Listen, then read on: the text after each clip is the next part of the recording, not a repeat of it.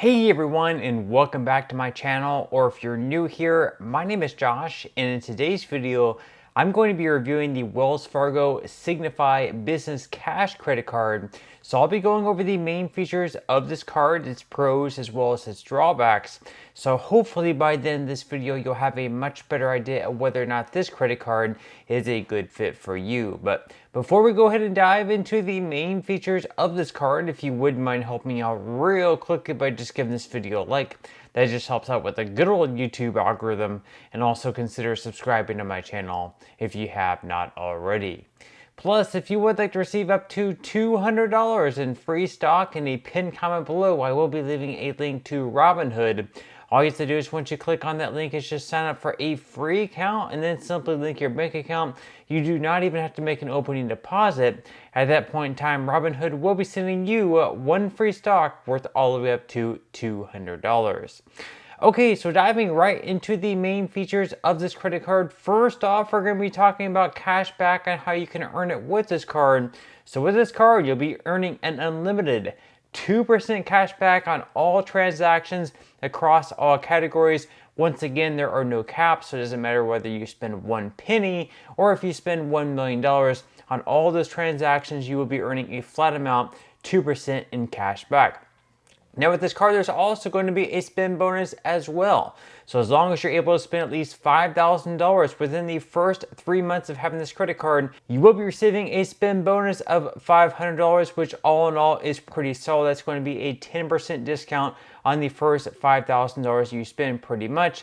And then as far as how you can redeem all of the cash back that you'll be earning with this credit card, well, you will have a few different options. These include in-account credit, so it's going to lower your overall balance. You can also redeem your cash back for travel, so like flights, car rentals, or hotel stays.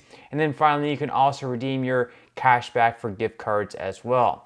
Now with this card, there are also some other benefits you'll definitely need to keep in mind. So these include the zero liability protection. So if someone picks up your card and goes off and spends hundreds or even thousands of dollars with it without your authorization, then you are not going to be held liable to pay for these transactions because you did not authorize them. Then on top of that, it's also going to come with MasterCard ID theft protection. You're also going to be receiving access to the Priority Pass, although you will have to pay as you go. Through the lounge fees though, you're not going to be receiving any complimentary visits. You're also going to be receiving worldwide automatic common carrier travel accident insurance of up to $250,000. And then finally, you're also going to be receiving master rental insurance coverage. So this is going to be reimbursement for covered physical damage and or theft of a rental vehicle with primary protection. So now that we went over the main features of this card, at this point in time, we are going to go ahead and dive into the APR and fees, because of course this is also super important as well. So starting out on your purchases, you are going to have a 0% introductory APR for the first 12 months. This is a pretty good benefit because, for example, maybe you have a lot of larger transactions coming up and maybe you don't have the cash set aside right now to pay all those off, or you don't want to be cash poor. So for the first 12 months, you don't have to pay that balance off in full and you won't have to pay any interest on that balance.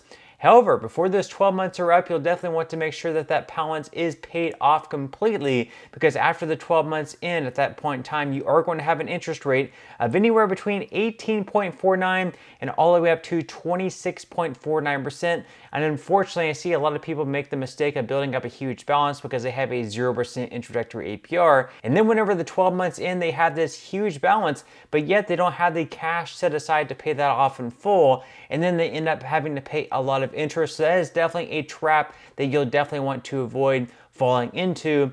Then as far as cash advances go on this channel, we usually recommend to stay far away from cash advances.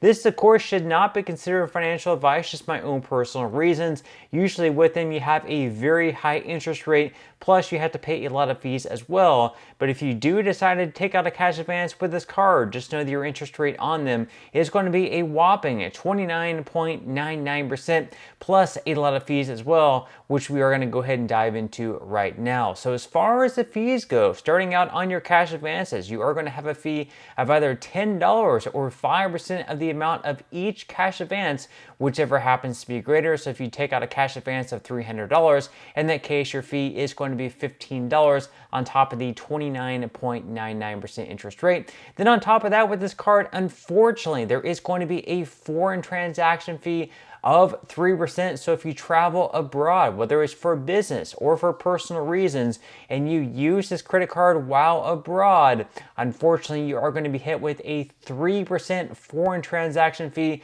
which means this is a credit card you'll probably just want to leave back at home and instead take another travel credit card, one that does not have a foreign transaction fee, or take a credit card by Capital One, for example, because Capital One credit cards typically do not have foreign transaction fees.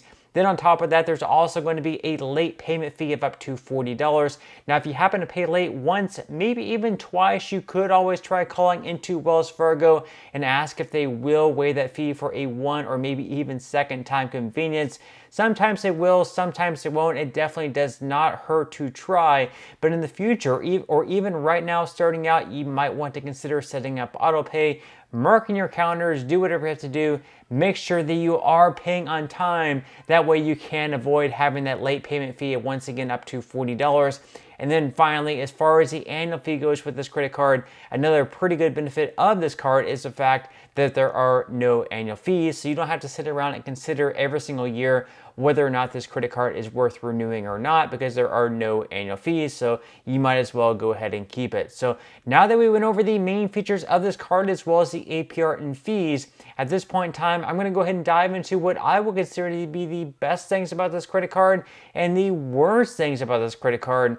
Now we're going to start out with the best things. We're going to start out with the pros. The first pro of this credit card is the fact that you can earn that massive spend bonus of $500 as long as you spend at least $5,000 within the first 3 months of having this credit card. Now for some people that might be a little bit more difficult depending on how much they spend on their credit card on a month-to-month basis. For others, it might be quite easy. Another pro of this credit card is simplicity. So you're going to be earning 2% cash back across the board, which is pretty solid all in all. If you look at other credit cards where you might just be earning 1.5% cash back, 2% cash back with this credit card is pretty solid and is also going to be unlimited. Also with this credit card, there are no annual fees as a plus as well. And then finally, you're going to have that 0% introductory APR on purchases for the first 12 months. So if that works for you, that can be pretty advantageous as well. So those are the best things about this credit card. As far as the drawbacks go, the first drawback is that 3% foreign transaction fee. So if you do happen to travel abroad, once again, this is a credit card you'll probably want to leave back at home.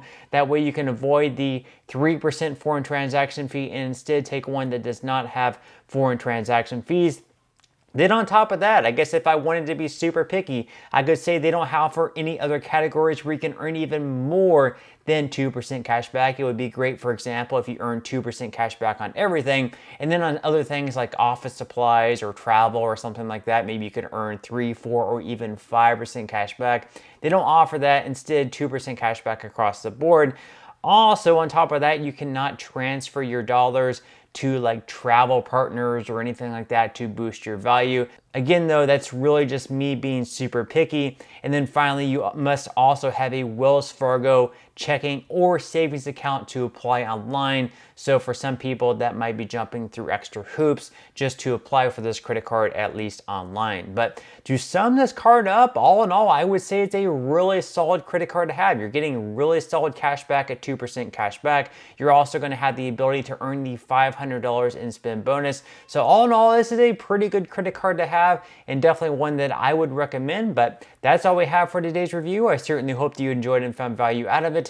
If you did, again, I would greatly appreciate it if you could give this video a like. Consider subscribing to my channel if you have not already, and I will see you in the next video.